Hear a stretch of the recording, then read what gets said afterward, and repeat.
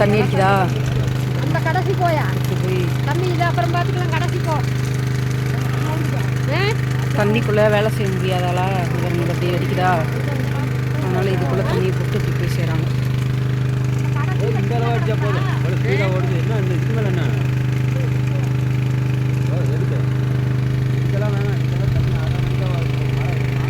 அந்த மழை காயத்தை போட்டு தண்ணி வரும்.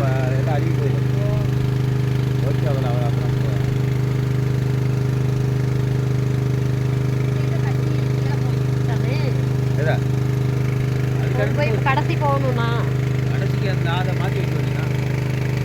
அடிக்க பாரு, அதை தட்டி தான் கீழே எடுத்து போட்டுக்கிட்டான். அது அங்கே போகணும், அந்த மூளைக்கு